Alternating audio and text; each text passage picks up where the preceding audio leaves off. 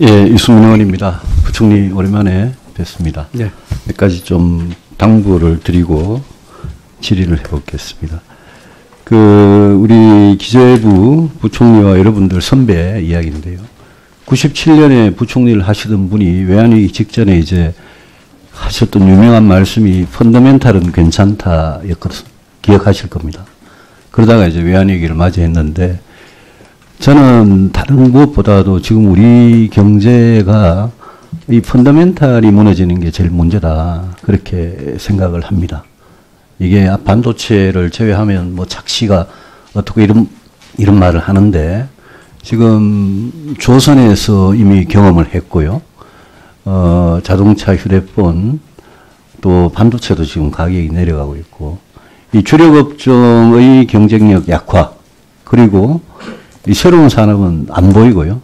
새로운 기업가도 없고 그래서 뭐 대책이 뭐냐 이러면 혁신성장 열심히 하고 있다 이러는데 사실은 혁신성장을 들여다보면 정부가 진짜 최선을 다해서 집중해서 하는 게 저는 안 보여요. 그게 노동이고 규제고 교육이고 과학기술이고 지배구조고 이런 건데 안 보인다는 거죠.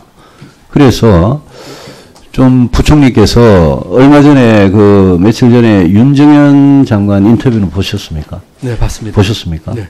그 대체로 동의를 하십니까? 뭐 우리 존경하는 선배님으로서 좋은 네. 말씀을 주셨다고 생각합니다. 저는 뭐 평소에 그분을 잘 아는 사람으로서 평소 성품답지 않게 굉장히 직설적으로 말씀을 많이 하셨더라고요. 제가 몇 개만 말씀을 드릴게요. 다 읽어보셨다니까요. 정부 기업 지배구조를 문제 삼는데 정부 지배구조가 훨씬 더 큰 문제다. 이 정부의 의사결정 구조를 이야기하시고요. 문재인 정부가 정책 잘못을 시인할 줄 모른다. 경제부총리 말이 전혀 먹히지 않는다. 경제 컨트롤 타워가 청와대 비서관인가. 부총리 역할을 못하도록 한 것은 결국 대통령이다. 이 정권은 결국 경제로 망할 것이다. 이렇게 굉장히 자극적으로 직설적으로 말씀을 하셨어요. 이 윤정현 장관 말씀을 보면서 저는 부총리께서 한번 지금 이제 임명되신 지 이제 얼마 됐죠? 1년 1년 1개월. 1년 1개월. 예, 1년 1개월. 지난 1년 1개월 한번 돌아보시고 뭔가 단단한 결심, 각오를 좀 하실 때가 왔다. 부총리 성품하고는 별로 안 어울리는 겁니다만은 한번 결심을 하셔야 된다. 지금이. 예를 들면 최저임금 이야기 많이 나왔습니다만 예를 들면 저는 뭐 소득주도 성장이라는 이 거짓말에 대해서는 빨리 쓰레기통에 좀 던지라 이렇게 수도 없이 이야기를 했는데 여전히 그걸 이제 안고 가거든요. 그런데 부총리께서는 이제 어떻게든 뭐 어려운 건 아는데 이걸 타협하고 적당히 조정해서 갖고 가면서 소득주도 성장이 갑자기 뭐 포용적 성장이라는 다른 말이 나왔다가 그냥 이러다 보면 이 5년이라는 게 그냥 소득주도 성장이 맞니 안 맞니 이 소리 하면서 그냥 금방 가버려요.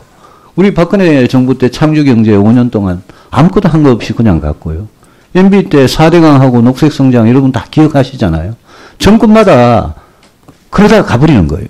근데 지금 경제는 아까 제가 모두에 말씀드렸지만 펀더멘탈이 굉장히 위험한 상황이 왔고 반도체 자동차 무너지면 우리 경제의 끝장 아닙니까? 저는 그럼 무역전쟁이라는 게 지금 그런 가능성을 굉장히 높여주고 있는 거 아닙니까?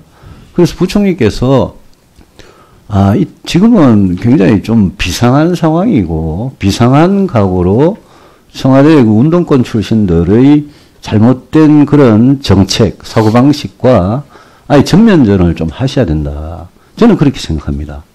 그래서 뭐 답변을 하시기는 곤란하시겠지만 꼭 한번 생각을 해보시기 바라고요.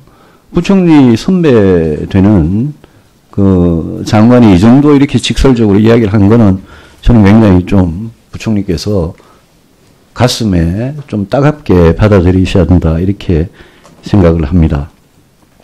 최저임금에 대해서 최저임금위원회가 독립된 위원회라는 아까 말씀은 저는 잘못이라고 생각합니다. 거기 사용자, 노동자 대표가 있고 공익위원이 있는데 공익위원은 다 정부가 마음대로 결정하는 거고 사용자, 노동자 뻔한 거 아닙니까? 국민들 누구도 최저임금위원회가 독립된 위원회라고 정권으로부터 독립됐다, 예? 기재부나 고용노동부로부터 독립됐다 이렇게 생각하는 사람 아무도 없습니다. 그렇기 때문에 지금 재심 요청이 있을 때 저는 올해는 실질 기준으로 최저임금 동결함이 맞다. 속도 조절해야 된다라고 여러 차례 이야기했는데 이런 재심 기회가 있을 때 이 문제부터 부총리께서 행동으로 보여주시면 저는 시장에 주는 시그널이 상당할 거라고 봅니다. 꼭 좀 생각을 해 주시고요.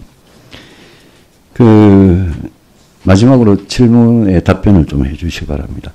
국민연금 스튜어드십 코드라고 아시죠? 네. 이 문제는 기재부 일은 아닙니다만 저는 굉장히 중요한 문제라고 생각하고 2004년에 저희들이 야당 때 당시 열린우리당에서 기금관리기본법을 개정해서 국민연금의 의결권을 이렇게 허용을 해주려고 그럴 때 저는 굉장히 반대를 했던 사람입니다. 제가 그 당시에 연금 사회주의 이야기를 하면서 반대했는데 이 문제는 기업의 지배구조와 직결된 문제고 국민연금이 지금 주식시장에서 차지하는 비중, 대기업 의결권에서 차지하는 비중 같은 거 다 아실 테니까 이 스튜어드십 코드라는 거 잘못 도입하면 우리나라 같이 국민연금에 정부가 이렇게 정치적으로 개입하는 이런 나라가 없고 외국의 경우에 뭐 미국의 캘퍼스나요, 뭐 캐나다 연기금이나 이런 거는 다 우리나라하고는 완전히 구조가 다릅니다.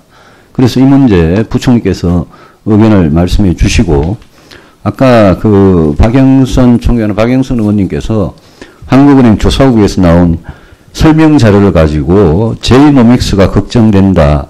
이게 아마 신문기사 제목인데요, 총재님. 네.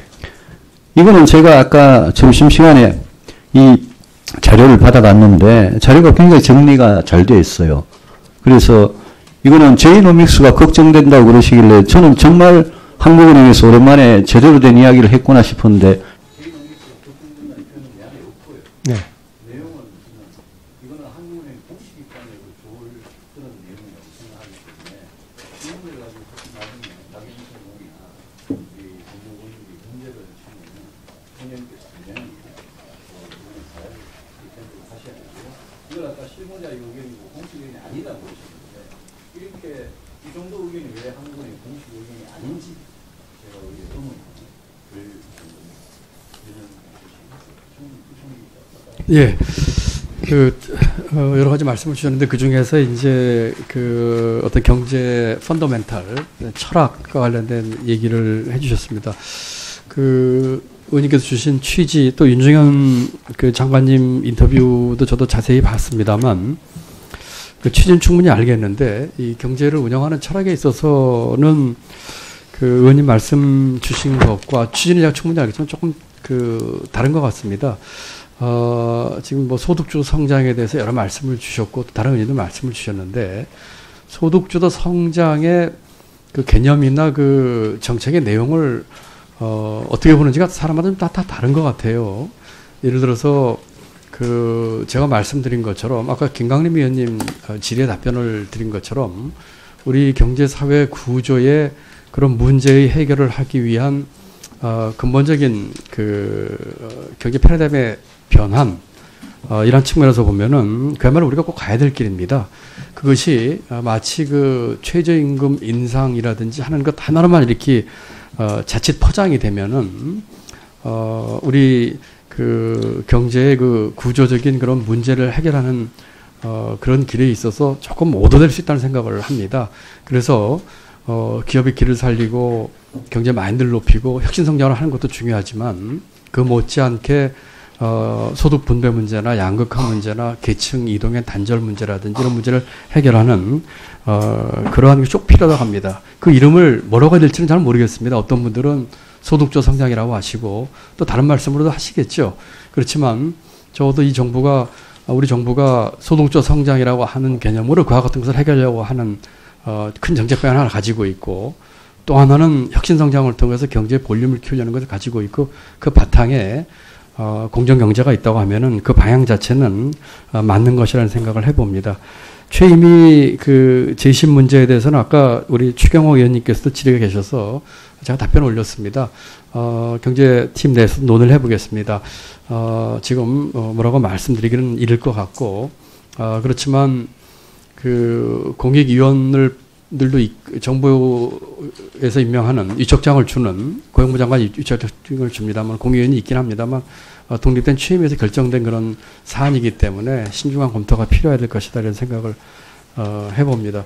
그 국민연금 그 스튜어드십에 대해서는 며칠 전에 그 의견을 내지 못하고 이제 30일로 이제 기금 운영의 의견을 미룬 것으로 알고 있습니다. 어떤 식으로든지 제도 기반 마련에 의미가 있다고 생각을 합니다. 책임 있는 이제 주주권의 행사니까요. 다만 의원님께서 염려 주신 것처럼 기업에 과도한 부담이 되지 않도록 또 강도를 어느 정도 할 것이라든지 하는 식으로 좀 단계적이고 또 이런 식으로 추진을 해야 되겠다는 생각을 해보고요. 또한 이 연금공단의 그 역량, 책임성, 독립성, 보강을 통한 이 국민 신뢰 여건 마련 이런 것들도 꼭 필요하다고 생각을 합니다.